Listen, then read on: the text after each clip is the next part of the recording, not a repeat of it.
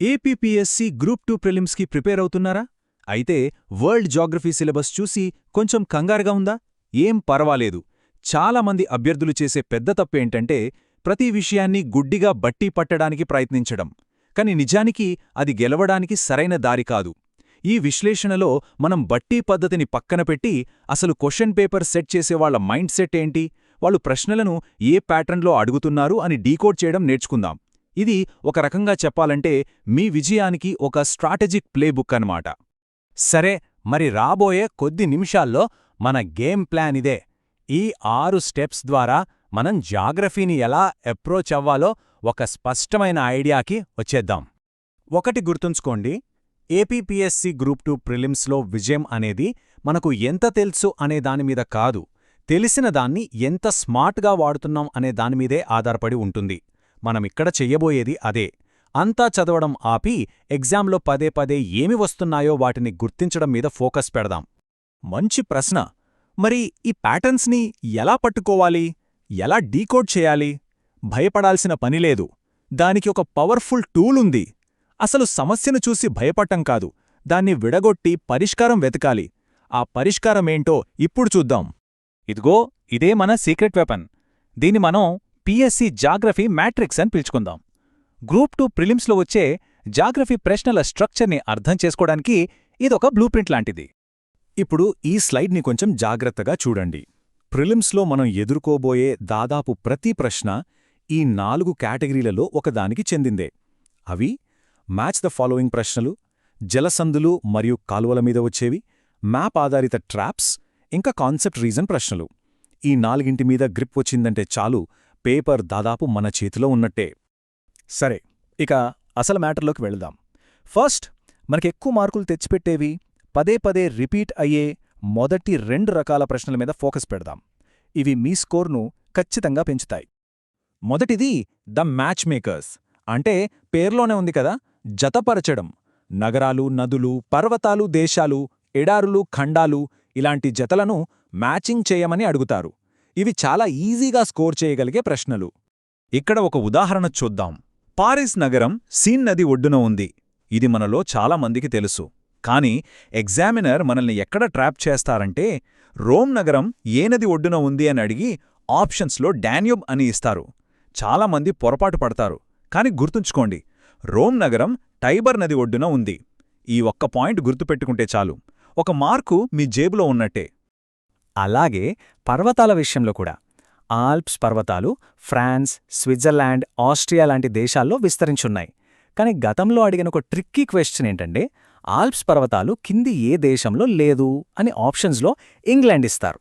అంతా యూరోప్లోనే ఉంది కదా అని చాలామంది తప్పుగా పెడతారు. కాని కాదు, ఇంగ్లాండ్ ఆల్ప్స్ శ్రేణిలో భాగం కాదు. ఇలాంటి స్పెసిఫిక్ పాయింట్స్ నోట్ చేసుకోవాలి. ఇప్పుడు రెండో ముఖ్యమైన రకం, ది కనెక్టర్స్. అంటే ప్రపంచంలోని ముఖ్యమైన సముద్రాలను, వాటర్ బాడీస్ని కలిపే జలసందులు, కాలువల మీద వచ్చే ప్రశ్నలన్నమాట. ఇవి గ్లోబల్ ట్రేడ్కి, స్ట్రాటజీకి చాలా కీలకం. అందుకే ఎగ్జామినర్స్కి ఇవి ఫేవరెట్ టాపిక్స్. ఈ స్లైడ్ చూడండి. సూయజ్ కెనాల్ మధ్యధరా సముద్రాన్ని, ఎర్ర సముద్రాన్ని కలుపుతుంది. పనామా కెనాల్ అట్లాంటిక్ని, పసిఫిక్ని కలుపుతుంది. ఇవి అందరూ చదువుతారు. కానీ ఎగ్జామినర్ ఫోకస్ అంతా తరచుగా జర్మనీలోని కీల్ కెనాల్ మీద ఉంటుంది. ఎందుకో తెలుసా? ఇది నార్త్ సీని, బాల్టిక్ సీని కలుపుతుంది. ఇంకా చెప్పాలంటే ప్రపంచంలోనే అత్యంత రద్దీగా ఉండే ఆర్టిఫిషియల్ వాటర్వే. అందుకే దీనిమీద స్పెషల్ ఫోకస్ పెట్టండి. కేవలం చదవడం మాత్రమే కాదు, ఎగ్జామినర్ మనల్ని ఎలా తప్పుదారి పట్టించాలనుకుంటున్నారో కూడా అర్థం చేసుకోవాలి. అంటే అటాకింగ్ గేమే కాదు, డిఫెన్స్ కూడా ముఖ్యం. ఇప్పుడు మనం అభ్యర్థులు కామన్గా చేసే తప్పులు, ఎగ్జామినర్ వేసే ట్రాప్స్ గురించి తెలుసుకుందాం. ముందుగా ఈ పదం గురించి మనకు ఫుల్ క్లారిటీ ఉండాలి. ల్యాండ్ లాక్డ్ కంట్రీ లేదా భూపరివేష్టిత దేశం అంటే ఏంటి? సింపుల్గా చెప్పాలంటే ఆ దేశానికి ఏ వైపు నుంచి ఓపెన్ సీకి యాక్సెస్ ఉండదు. ఇది సింపుల్ డెఫినేషనే అయినా దీనిమీదొచ్చే ప్రశ్నలు చాలా ట్రిక్కీగా ఉంటాయి. ఎగ్జామినర్ ఏం చేస్తారంటే, కింది వాటిలో ల్యాండ్ లాక్డ్ కానిది ఏది అని అడిగి ఆప్షన్స్లో హంగరీ, స్విట్జర్లాండ్తో పాటు ఇటలీని పెడతారు. మనం మ్యాప్ సరిగ్గా చూడకపోతే యూరప్ మధ్యలో ఉంది కదా అని కన్ఫ్యూజ్ అవుతాం. కానీ ఈ స్లైడ్లో క్లియర్గా కనిపిస్తుంది చూడండి.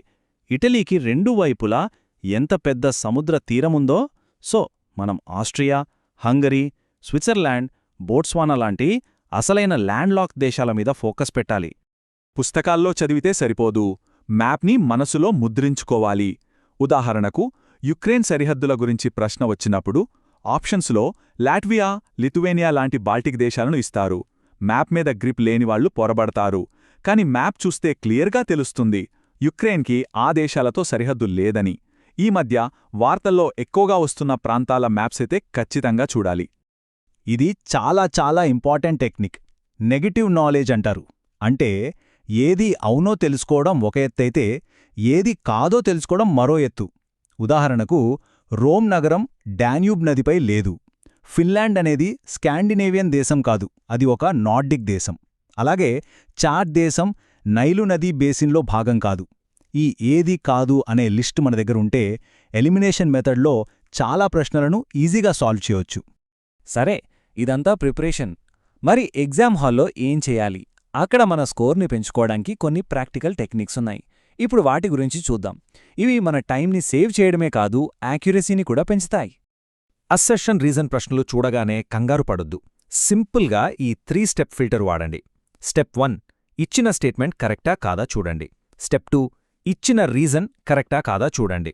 ఒకవేళ రెండూ కరెక్ట్ అయితే ఇప్పుడు మూడోది మోస్ట్ ఇంపార్టెంట్ స్టెప్. ఆ కారణం ఆ స్టేట్మెంట్కి సరైన వివరణ అవుతుందా లేదా అని చెక్ చేయాలి. ఈ పద్ధతి ఫాలో అయితే మిస్టేక్స్ జరగవు. ఇది మ్యాచ్ లిస్ట్ ప్రశ్నలకి ఒక బ్రహ్మాస్త్రం లాంటిది. మీకు లిస్ట్లో ఉన్న 4ంటికి 4 సమాధానాలు తెలియాల్సిన అవసరమే లేదు. ఒక్క సరైన జత తెలిసినా చాలు. ఉదాహరణకు ఏకి 3 అనేది కరెక్ట్ అని మీకు పక్కాగా తెలిస్తే చాలు. వెంటనే ఆప్షన్స్లో A3 ఎక్కడుందో వెతకండి. ఒక్క ఆప్షన్లోనే అలా ఉంటే అదే మీ ఆన్సర్. మిగతావి చూడాల్సిన పనే లేదు. ఇది మీ టైంని చాలా సేవ్ చేస్తుంది. ఓకే, మనం ఆల్మోస్ట్ ఎండింగ్కి వచ్చేసాం.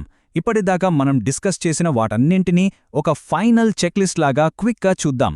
ఎగ్జామ్కి ముందు మీరు రివైజ్ చేసుకోవాల్సింది ఇదే. ఈ 4 పాయింట్లు మీ ప్రిపరేషన్కి పిల్లర్స్ లాంటివి.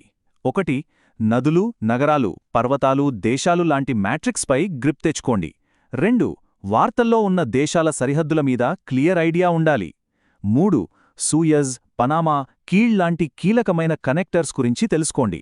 4 ఎలిమినేషన్ టెక్నిక్ను వీలైనంత ఎక్కువ ప్రాక్టీస్ చేయండి. ఇవి మీకు ఖచ్చితంగా మంచి మార్కులు తెచ్చిపెడతాయి. చివరగా ఒక్కటే మాట గుర్తుపెట్టుకోండి.